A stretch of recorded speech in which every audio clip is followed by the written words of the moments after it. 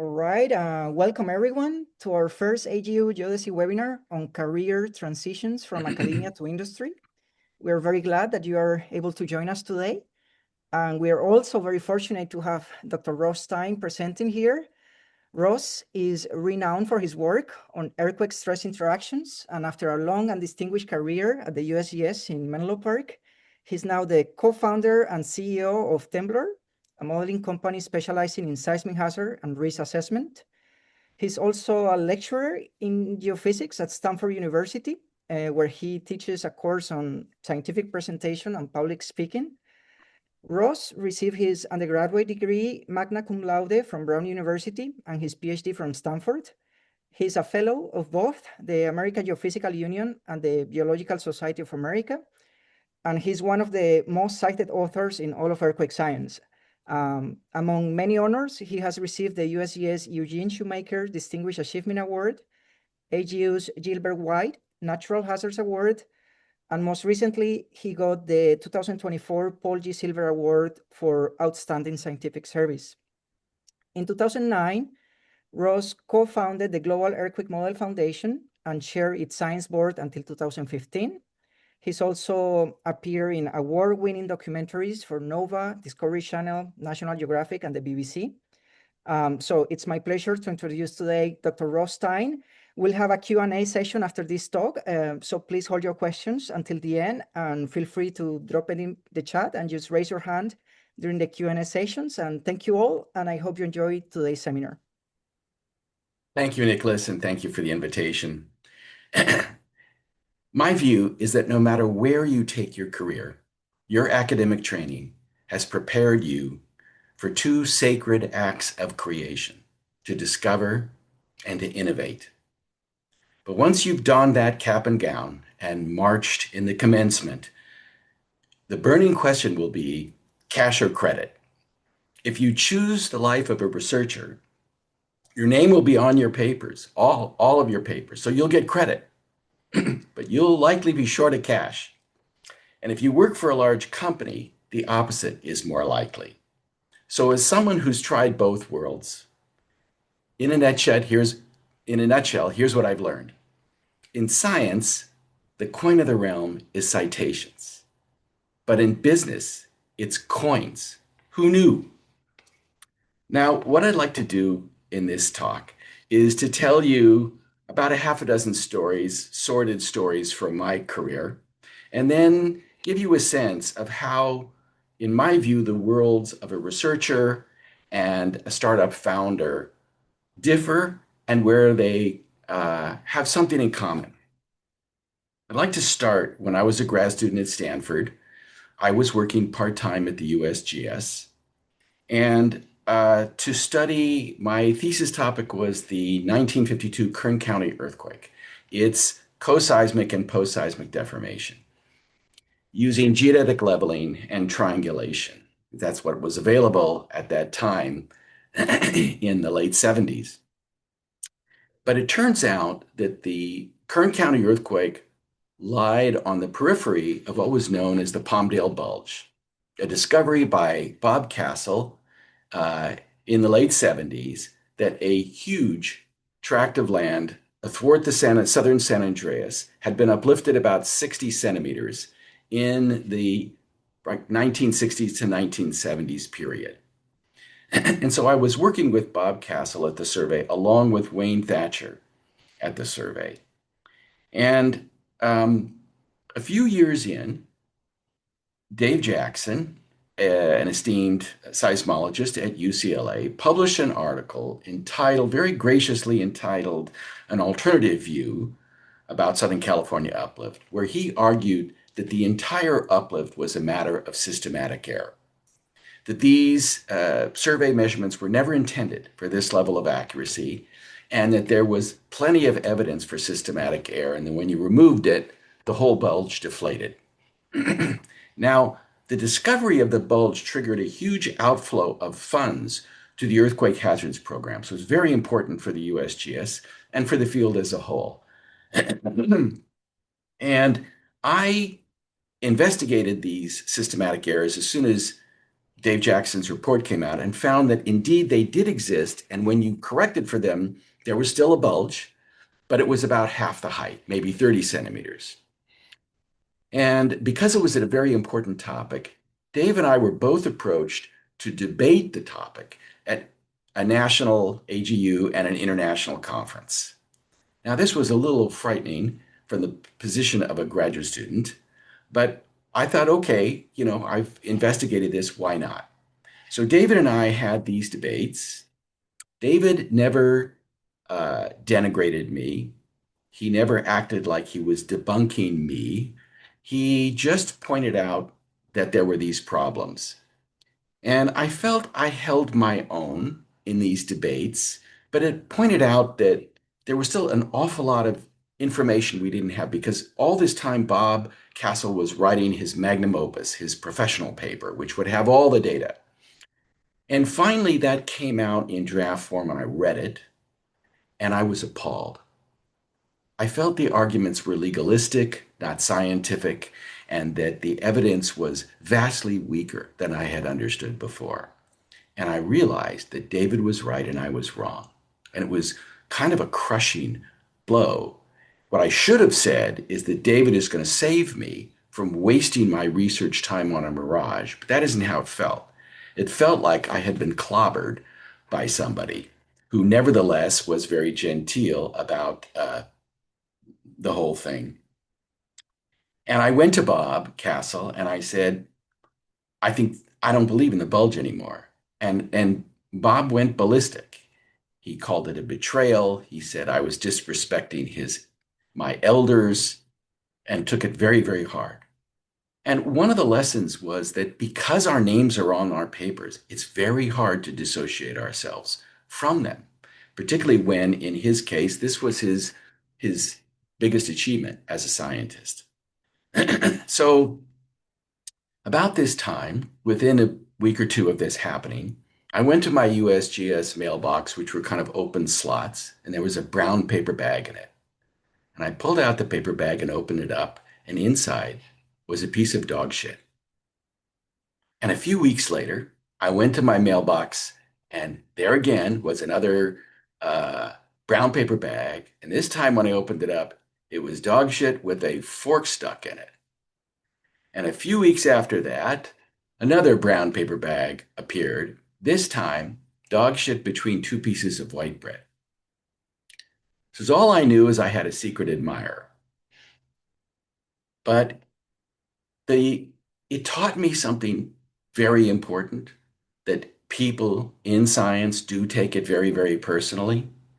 But I missed, and then I missed the bigger picture, which is that Dave Jackson and I would end up at the same conferences all over the place.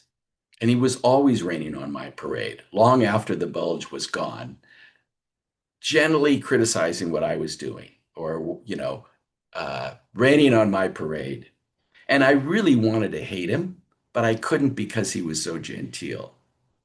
But it took me 25 years to figure out what was really important here, which is when Dave went emeritus at UCLA, I looked back at all of our arguments and debates and realized that he was mostly right in all of these and I was mostly wrong. And if that's the case, what I should be doing is collaborating with him. And because of how he behaved, because he never criticized, he never made it personal, it was actually really easy to go back and talk to Dave and say, let's work together. And we did, with his colleagues Peter Bird and Jan Kagan at UCLA and Corne Creamer at University of Nevada, Reno. And we published the Global Earthquake Model, the Global Earthquake Rate Model Gear. And it was really one of the pieces of work I feel best about. And when Temblor began, we realized that GEAR, as it's called by its acronym, because it's it's open source and open domain, it put Temblor in a difficult position because we didn't have a proprietary version. So we went about trying to improve it and to create a proprietary version. But David and Peter were still on our advisory committee. And when we finished this 2-year effort, we had a huge, long Zoom where all of the young seismologists and developers in our team were able to present their part of what we called Temblor's gear model, or T-gear, to David and to Peter. And David was gracious and humble and enthusiastic and supportive, despite the fact that this wasn't in the open domain, which is, of course, where David lived. And everybody was thrilled to hear his reaction. And the next day, he was dead. So there's the last moral of this opening story. If you have something to get straight with someone, don't wait. Well, I got a postdoc at Lamont, which was great. And while there, I made the short list for a position at Caltech, and I was asked to give a talk. And my mom lived in Santa Monica. I said, Mom, do you want to come to a talk I'm giving at Caltech? And she said, sure. So you need to know, it hasn't changed much, but it's changed some, that at Caltech at that time, early 80s, public speaking was a blood sport. The idea was you just chew up the speaker and spit them out as quickly as you can. And everybody knew it going in. It had to do with personalities at Caltech. So, but before they feed you to the lions, they give you lemonade and cookies at a little stand outside Salvatore Auditorium. And we were there with my mom. And then she asked somebody where the women's room is, and she goes off. Now, Salvatore Auditorium, one side is just sliding glass doors. And at that time, using slide projectors, the room had to be very dark.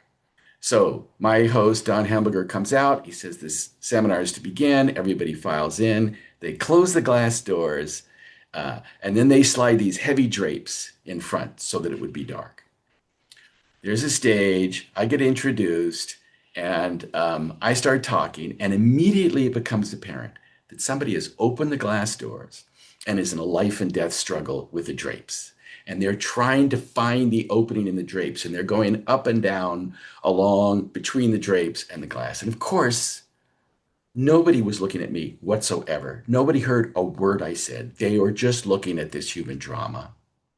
And suddenly the drapes part, and my mother stumbles into the middle of the auditorium, turns to me and goes like this, and starts looking for a seat. And I go, oh my God, at Caltech, you're not even supposed to have a mother.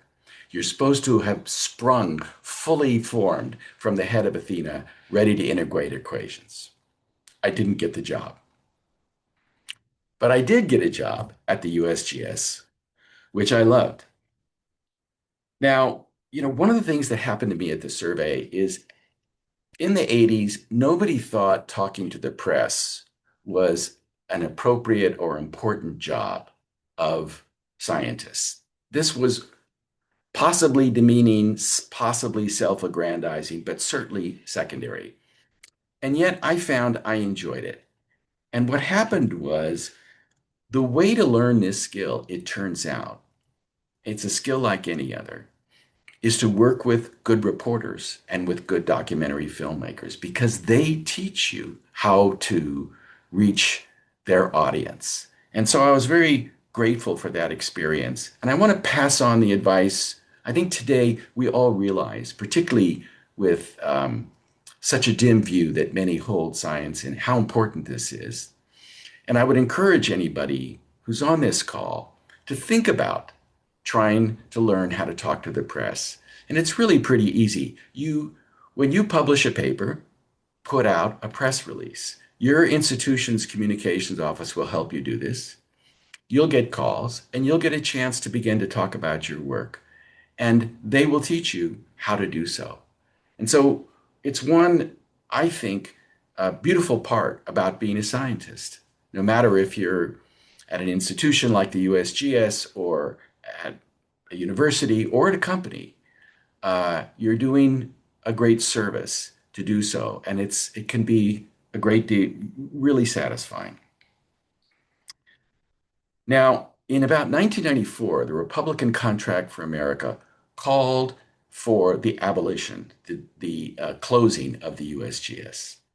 And although there was only probably a modest chance that they would succeed, I felt I needed to start looking for a job because I didn't want to be the last person looking after the survey closed. So I interviewed with consulting companies and risk modeling companies.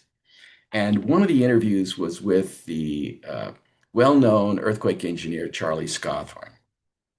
And so Charlie says, "You know what I hate about geologists?" And I said, "No, Charlie, but I can't wait to find out."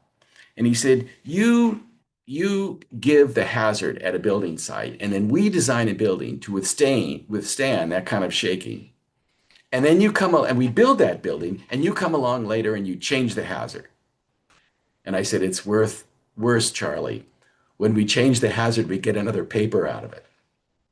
So that interview didn't go so well, but I eventually got an offer in writing from RMS. And when it was clear that the USGS was not going to be destroyed, I was able to take that written offer and use it to get a raise at the survey. And for anybody contemplating going into business, that is basically how people get raises. They change companies, they get another offer. It's amazing, and it's very, very different than the academic world where people more or less stay put. Now, one of the other things that happened to me along the way, of about 10 years later, I worked a lot with young scientists at the INGV, the National Institute of Geophysics and Volcanology in Rome. That was a great institution founded and run by Enzo Boschi for many, many, many years. Who, if you've never met him, he looked like a cross between Dr. Strangelove and Andy Warhol. He would not have survived the Me Too movement, but he built and kept that institution going. And as Nicholas mentioned, I co-founded the Global Earthquake Model Foundation with Domenico Giardini at ETH Zurich and Jochen Zhao at GFZ Potsdam. And when we had raised about $5 million under the auspices of the OECD, an international organization, we had a bid we were requesting for the home institution for GEM. And that was won by the U Center, the European Center for Earthquake Education and Research. And Boschi was furious that ING hadn't been chosen, despite the fact that INGV never submitted a bid. He just thought by acclamation, they deserved to be the one. I thought that was ludicrous. But after about 6 months or a year, I decided that the thing to do was to make some kind of piece, to go to the INGV and give a talk about how INGV scientists were participating with GEM, getting funding from GEM, and how more could take place. So my friends there said, "Great idea." I gave them a title and a graphic, and notices were put up around the Institute. And when Boschi saw this, he told his secretary to tear them all down and put out an email that the talk was canceled.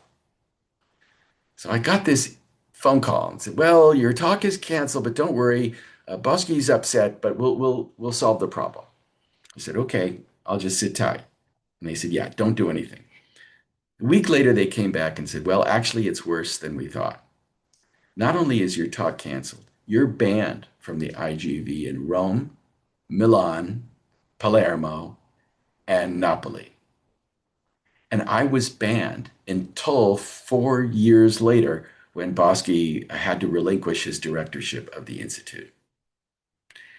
And I don't know if this is, I mean, it's some kind of weird badge of courage, but I just thought, how could a scientific institution, and a great one, ban someone who isn't, crying that the sky is falling, that a great earthquake is about to happen?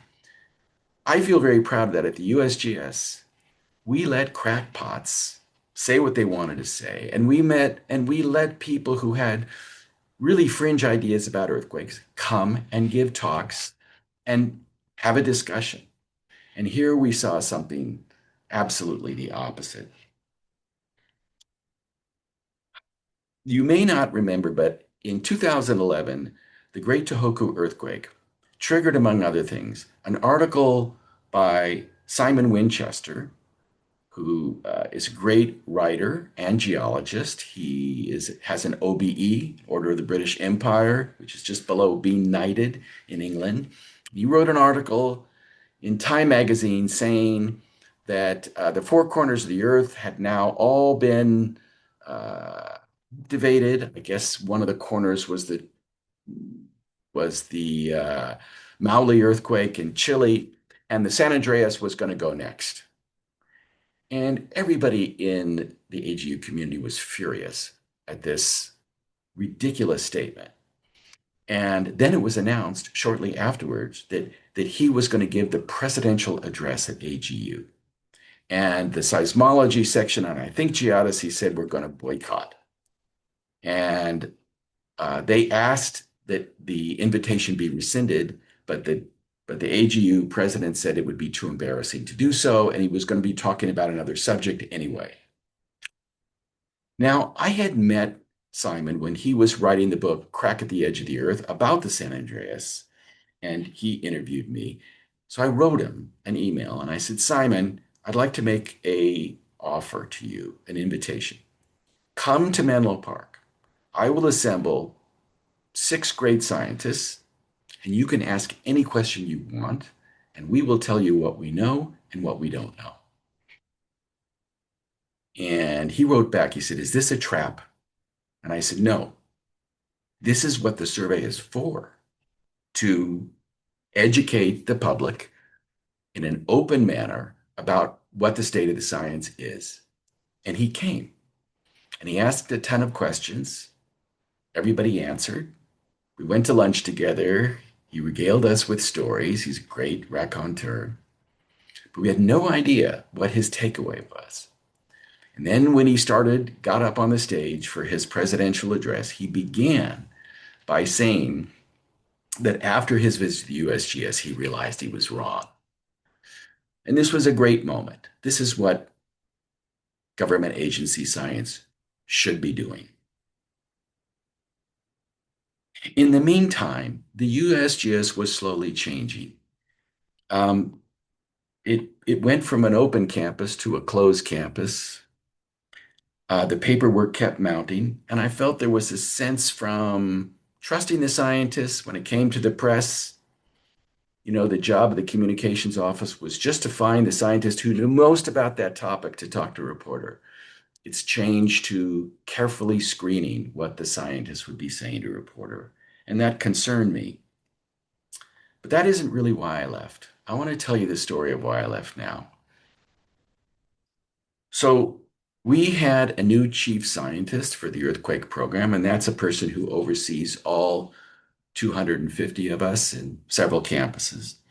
And he had an all hands meeting, and he talked about budgets, and he talked about our travel authorizations and our credit card statements and our use of government vehicles and resources and all these things that were just administrative. And I couldn't believe it. I couldn't believe that this was how he was going to open his show. Let's call him Ron. And I was friends with Ron. So I went to his office afterwards and I said, Ron, we needed to hear your vision for the future of this program. We needed to hear how you intend to operate and what kind of connection you want to make with us. We need to understand your sense of where the opportunities for growth are and where we were going to curtail programs because we no longer could afford them or they were no longer giving us the scientific input we needed. And he said, well, if you feel so strongly about it, why don't you write those down and send it to me? I said, okay, fair enough. I went back to my office and I sat down and wrote the speech I wish I had heard. Felt great to do it. I felt like I'd exorcised this meeting. And a week later, he called another all hands meeting and he got up to the lectern and he read my speech verbatim. And I was shocked. And he hadn't said anything to me and he didn't say anything about the origin of this. And then I remembered that Dave Applegate, wonderful former USGS director, said in Washington, nobody writes what they sign, and nobody signs what they write. So maybe from that point of view, I shouldn't be scandalized, but it at least signaled to me that Ron was not going to be a strategic thinker and that he needed help from us. So I went to the 6 senior scientists in the program. In the government, it's called ST. Basically, these are the highest paid people. And I said, look, we're going to start the Future Directions Group. And we are going to be Ron's strategic arm. And I went to Ron and said, any strategic analysis you need done, we will do. And if we see an issue, we will come to you with it to suggest that we do such a thing. And for several years, it worked really, really well. It was great. But we began to see that the survey's greatest problem was that they weren't hiring enough young scientists. And the reason why they weren't hiring scientists is because the 70-plus-year-old scientists weren't retiring, which at the survey, there's a program called Emeritus.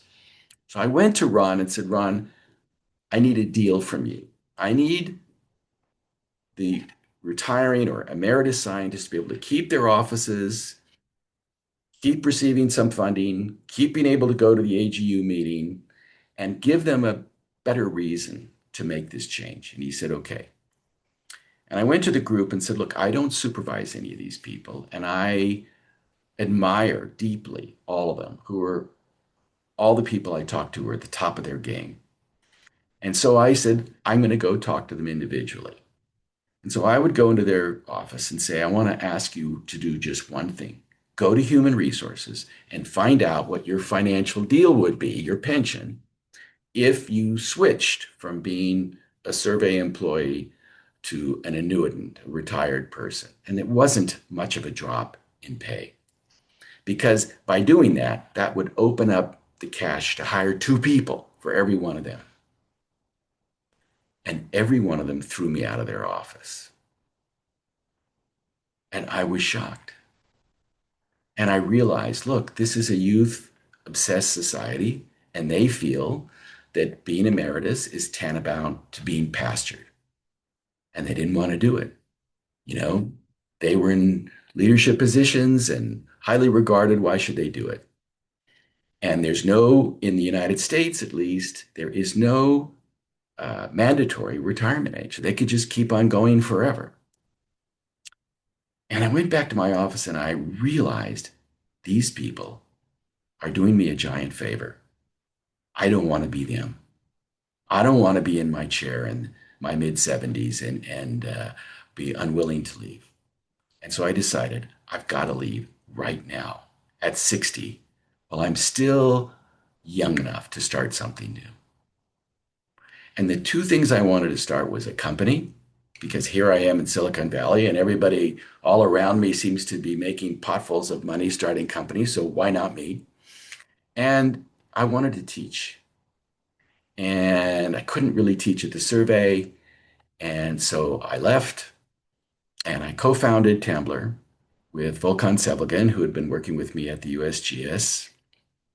And I threw myself upon Stanford and said, let me teach a course. And eventually they gave up saying no. So I've been teaching there for 14 years. And teaching is pure joy, and running a company is pure terror. So in a nutshell, that's the difference. Now let's talk a little about that contrast. A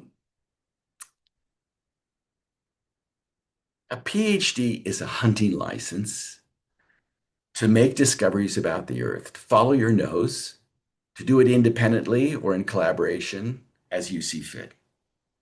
And typically one does this under an academic or a government agency tent.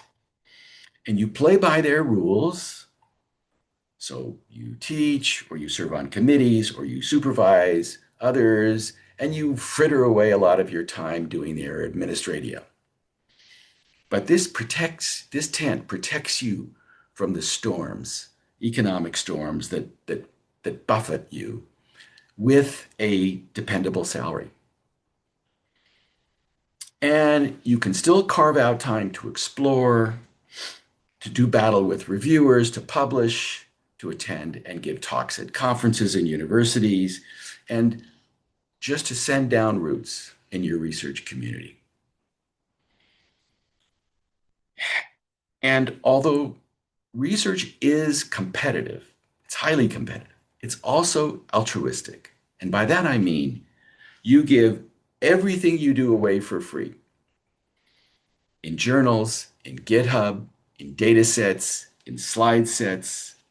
So the rewards are prestige and security rather than money, measured more or less in tenure and honors. And it's a gift. It's a big gift to be a researcher and to be able to do this. Now, let me contrast that with being a founder of a small company, of a startup, because that's the world I inhabit. That's the world I know best. Being a founder is freedom fraught with risk. A company is not altruistic. Your technology will only take you so far. Instead, it's about your burn rate relative to your revenue rate. It's about money. So, what does a startup do? What's it there for? A startup tries to identify an unmet need that has a large market. And by market, I mean dollar sign. And it's driven by something called customer discovery, understanding what motivates the people to become your clients and how, in doing so, you can help them advance their careers. Customer discovery is something we actually should do as researchers. We write our papers because it interests us or we think it's important and we hope people cite it. But do we ever go out and say, what is it that you need? You know, a good example of this counterexample would be Wells and Coppersmith, empirical magnitude area and fault slip relationships. There was a huge need. I don't know if they did customer discovery to get there, but probably they understood that there was a need and they were filling it. That very little science gets done that way. And it's probably one of the places that the startup world has something to offer to the research world in strategy. Now, to be a successful founder, and I don't claim to be one, what you must master is scaling, which is how you can make more money without putting more labor into it. In our world, it's selling software, not consulting, because consulting is basically a number of dollars an hour. And so it's very limited. Whereas if you can sell 1,000 software licenses, but to build that software, you just did it once, you can see how that scales. And that's what you're after. And venture money only goes to scalable companies. It would never go to something that involves consulting. Now, of course, there's the potential for a financial windfall as a founder, but in fact, I spend my time, and I think most founders spend our time staving off financial disaster. So, what's important? It's about building and harnessing a team for everything you do. What's tough is it's about the tension between the need to build out your technology and the need to meet the needs of your clients. They're in opposition to each other. You would like just to have the time to build your technology, but you never get it. Another piece of huge tension is to know when to persevere or to pivot. Pivot is when you change your business model completely, and Temblor has done so. And you would think that perseverance is the number one skill of a company, but in fact, pivoting is expected and widespread and essential too. And you just never know which is the right one in the cards for you. Now, Temblor has a public mission, which is to help inform people about their seismic risk and inspire them to reduce it. And we do this through our articles and the app. Our commercial mission today is to provide risk software to the insurance industry. And occasionally, our commercial and public mission converge, such as when we're providing what's called parametric insurance for developing countries that allow them to receive funds when when an earthquake or tsunami disaster has occurred. Another really tough call for a tech startup is to decide when we should be publishing our technology to be able to essentially brag about our expertise versus keeping it secret so our technology isn't copied by our competitors. And there are always competitors in this business. The final thing I want to say is that founders succeed by their ability to inspire, to persuade, to sell, and to negotiate. And to do this, you have to key on your successes and move past your failures, which will be all over the place as you try to build a company. Okay, Temblor is 10 years in, but the jury's still out. All I can say is we have a shot. Thank you. Right. Thank you, Ross, for sharing your experience. Very valuable for all early career researchers here in the call. So now it's time for questions. So I will open the chat right now. Please feel free to just drop your questions in the chat, and or just raise your hand if you want to ask any questions to Rose. Thank you, Rose, again. Sure.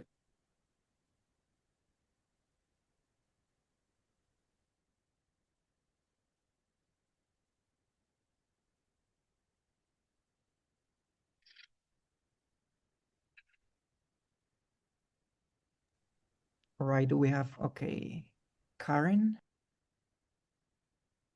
Yeah, I'll get us started while people are taking their time in the chat. Thanks, Ross, for a great presentation. And I was especially thinking as you were going through your descriptions of what it takes to be successful in the business industry. Hey, guys. So what just happened? Sorry about that. Oh yeah, that's all right. Keep Okay. going. Hopefully that works and such.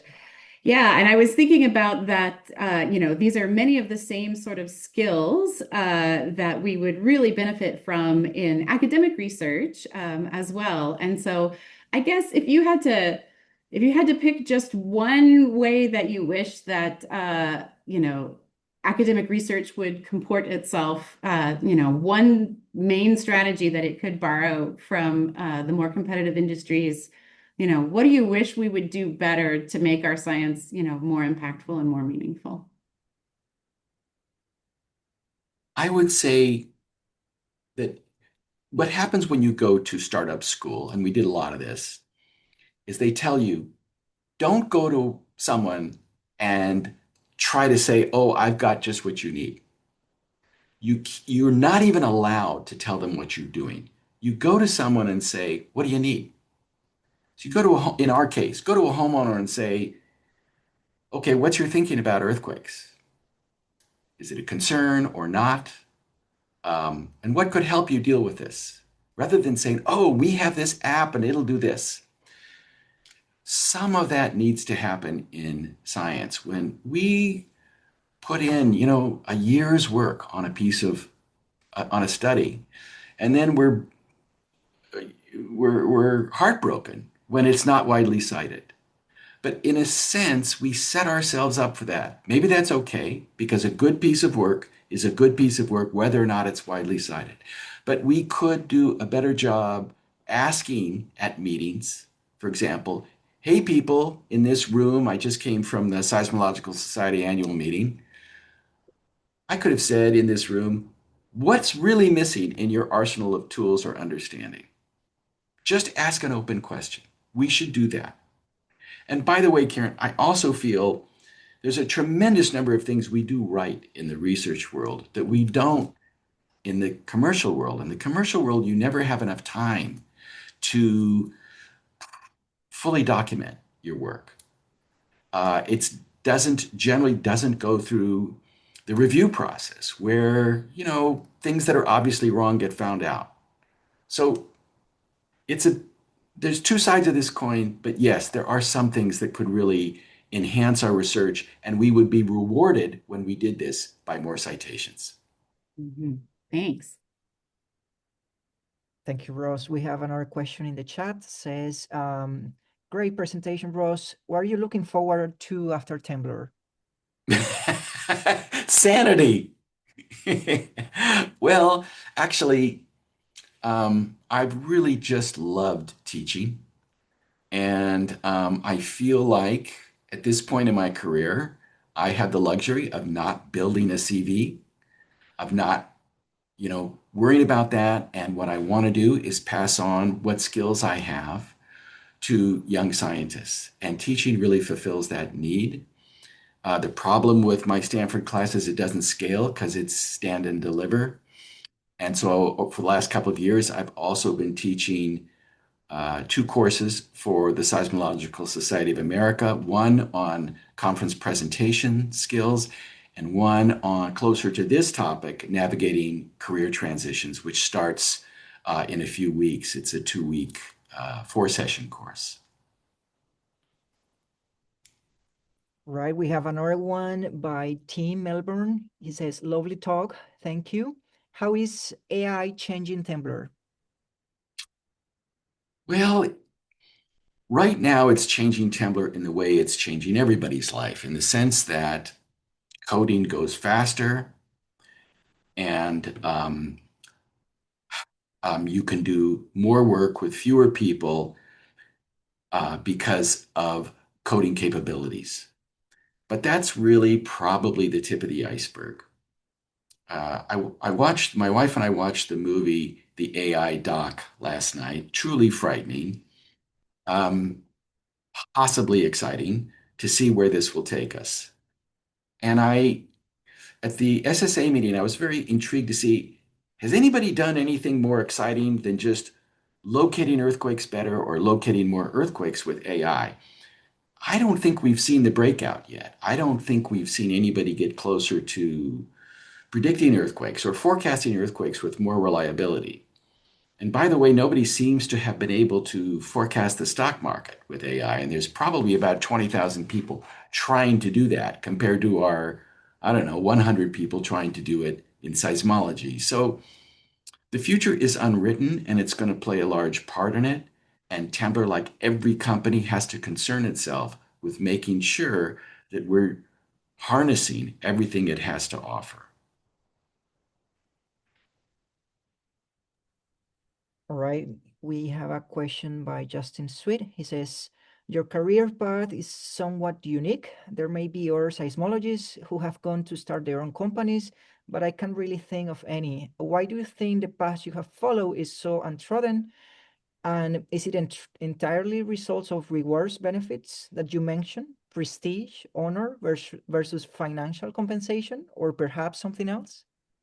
It's a good question. Well, a couple of people come to mind. I believe that Tim Wright, a wonderful geodesist, has started a company. I think he's doing that as while he's continuing his academic role and leadership in Comet. And Ben Brooks, another brilliant geodesist at the USGS, just left the USGS to start a startup that kind of uses his understanding of remote field instrumentation to provide avalanche alerts in mountainous areas. So it is happening. And of course, there are a number of people who I know who have gone to risk modeling companies and made that transition. And in among our clients, which are most of them are large insurance companies or insurance brokerages, there are many, many recent PhDs in the earth sciences. So more people than you realize are in these fields. That's the first thing I'd like to say. And some people that you probably are at least dimly aware of are moving in. Beyond that, I understand why being a scientist is a gift, and being able to do what you think is the most useful thing is rare in this world. and you work for a company, you're going to be told what to do. If you work for a company and you don't get a big company, you don't get along with your supervisor, one of you is going to be leaving. So it's a very different deal. And I think in these totally uncertain times of academic opportunities and funding, it's incumbent upon us to think about the alternatives and think about the upsides too. I just chaired a panel, a career panel at the SSA meeting, and a young seismologist, Sean Macher, went to work for Zanskar, which is a geothermal wildcatting company. And he said, look, I was doing volcano seismology and geodesy, trying to understand how to predict eruptions. Okay, that could affect some people. But now I am working on creating the opportunity for renewable energy, for a base continuous renewable energy, which we were going to need for AI and for everything else in the world ahead. And I feel this mission is more important. And I feel I'm part of a team. And he said, not only am I part of the team, I feel a connection to the accountant and to the lawyer and the HR person. I mean, even the non-scientists, we're all doing this together. That was pretty exciting. I don't think there are many people at university departments who would talk in those terms about their university. Instead, many university, it's kind of like feudal baronies. There's this lab, there's this lab. The department chair is kind of herding cats. There isn't a mission that everybody shares. Temblor, to succeed, has to imbue our team with a sense of shared mission. That is number one. And the USGS has to do the same. That everybody, regardless if they're a paleoseismologist or a geodesist or a seismologist, that we're all rowing a boat in the same direction. That's what's essential. In fact, that should apply to anything we do in technology and science. We have another question saying, thanks for your talk. Academic careers are often evaluated by citations, but those metrics can be biased. Some countries have moved away from that towards a narrative CV without publication list, etc. But they are a minority right now. What's your view? What is reasonably a good objective or comparable way of evaluating researchers, for example, grant applications? Great question. I think we're only a few years away that at the AGU meeting, our name tag will have a little thing at the bottom with our H index. It's really frightening that scientists are so lazy that they want to encapsulate your entire opus into an integer number. So we are running the risk that we do the easy thing rather than the thoughtful thing, which is to, read papers. And we can think of, how about Jim Savage? He never wrote a Science or Nature paper. But he's obviously one of the leading lights in the field. So we tend to look too narrowly. I would say that a couple of things. One, do you know that in China, scientists get paid they get paid for publication. It's a much higher amount of money than they get paid in their normal salary. And they get paid more for a journal that has a higher H index, much more. So there you can see that the entire system has been torqued around to incentivize a high impact publication. To some extent, this is true for everyone, but it's really an extreme arrangement. One thing I would guard against is to use the ability to get grant money in a tenure decision. I feel that turns an effort which is not money driven into one that is. It's almost like pseudo company.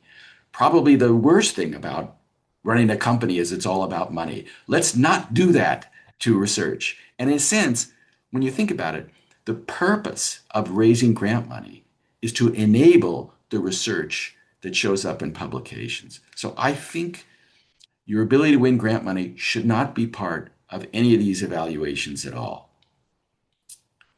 Let's leave it there. Thank you, Rose. And we have a final question by Arezo. He says, thank you very much for your talk. It was very interesting.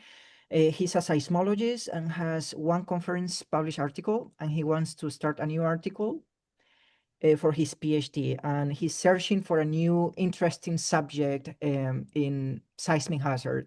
So he's asking for recommendations on what can make his article better and improve. Oh boy. Well, one of the things that Temblor has been doing is taking a close look at the U.S. National Seismic Hazard Mapping Project magnitude frequency curves, which some of them are very, very surprising. So this is a model that undergrids all building codes in the United States, has a big impact in the insurance world, is used by government agencies, large and small, across the country. And so it is a key document. And I think despite that, there's been really relatively little analysis of how elements in that model control the depiction of hazard. So I think it's something that deserves study, that would be very important. You might say, oh, but that's derivative. You're actually analyzing someone else's work, and that's true. But, in science, we're almost never able to prove something to be correct. Our most powerful tool is to falsify something that proves not to be correct. And falsify there's no negative connotation there. It's the job of science. Going back to Dave Jackson, his whole philosophy of science can be summed up in 4 words: only prospective testing counts. That's tough love for you in 4 words. Thank you, Rose. We have a final question by Nina. Thank you for the talk. What sort of funding sources did you target when first building Temblor? Oh, that's such an important question. So Temblor never would have, so to be perfectly honest, I made a large personal loan to the company to start it. And then we applied for a National Science Foundation grant in their program called SBIR, Small Business Innovation Research. And this is money put aside to fund tech startups that basically are attempting to commercialize research that the NSF and other agencies have funded. And it's non-dilutive funding, which means they don't take a percentage ownership of the company. They just give you the money.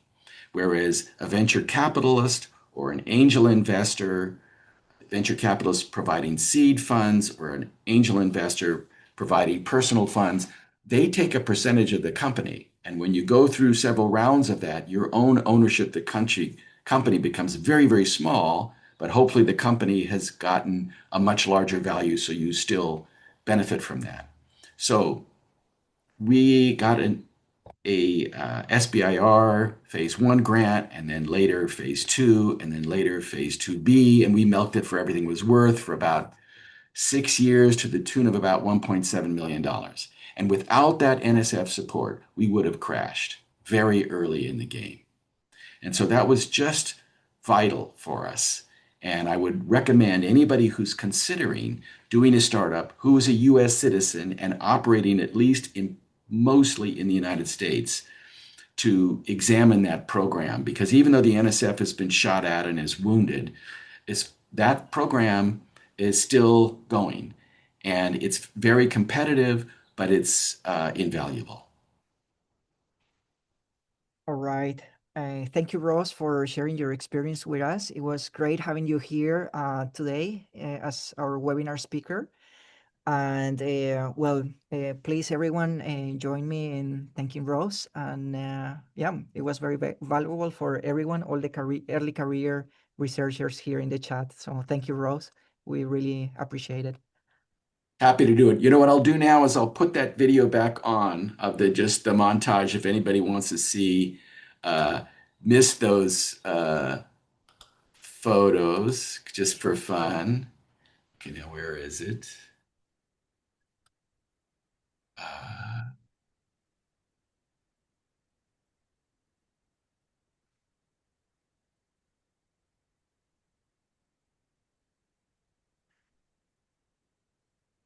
why don't I see it? Oh, here it is.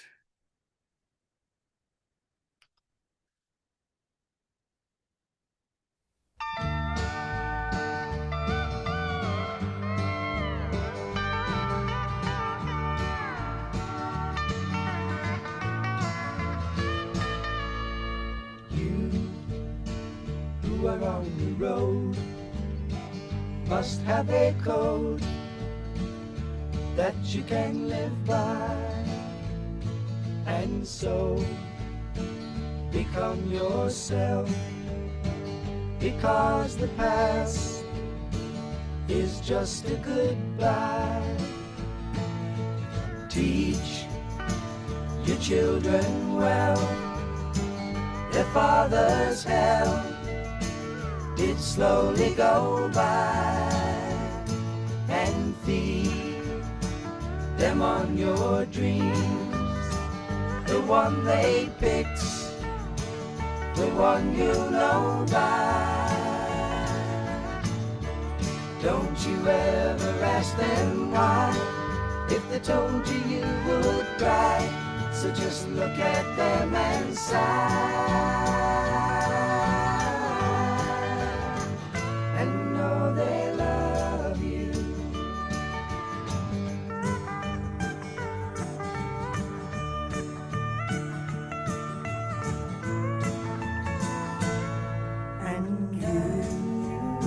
Of tender years, can't know the fears that your elders grew by, and so please help them with your youth. They see the truth before they can die. Teach your parents well, their children's hell.